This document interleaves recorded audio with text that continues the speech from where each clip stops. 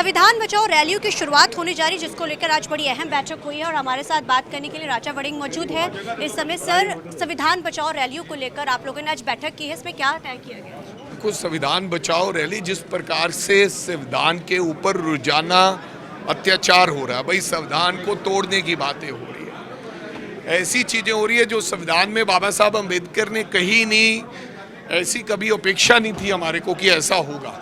तो इसलिए पूरे देश भर में संविधान बचाओ नाम से हम जिला स्तर पर और प्रदेश स्तर पर और विधानसभा स्तर पर आने वाले दिनों में रैलियां कर रहे हैं, ताकि बाबा साहब अम्बेडकर के संविधान को कोई तोड़ ना सके, उनके ऊपर किसी प्रकार की आंच ना आ सके। इसलिए पूरे देश भर में संविधान बचाओ रैली के माध्यम से और इस देश को एकता और अखंडता के लिए इकट्ठे खड़े होकर इस देश की लड़ाई लड़नी है।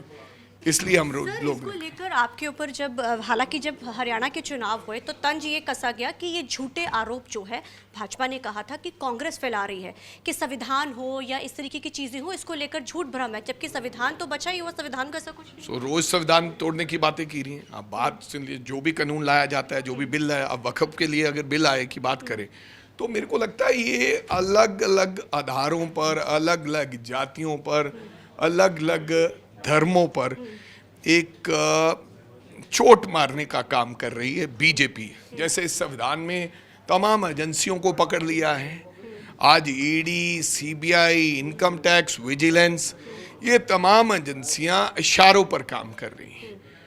इतना ही नहीं कि आजकल तो बीजेपी के कार्यकर्ता जो मेंबर ऑफ पार्लियामेंट है वो सीधा सीधा सुप्रीम कोर्ट को भी गाली देने लगे, खड़े होकर वो कह देते हैं। आपको पता है निखिल जी ने क्या कहा था?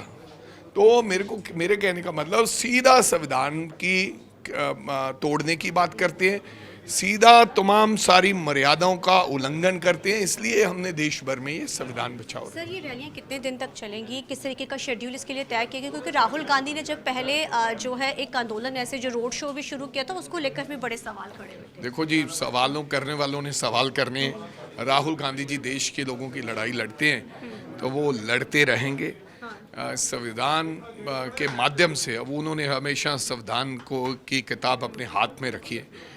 कम से कम आज देश के प्रधानमंत्री को ये कहने के लिए मजबूर कर दिया कि हम किसी भी प्रकार का कोई संशोधन और इस संविधान की रक्षा करेंगे। सबसे पहले उन्होंने कसम लेने वक्त कॉन्स्टिट्यूशन को जैसे सिर झुकाकर माथे पे लगाया।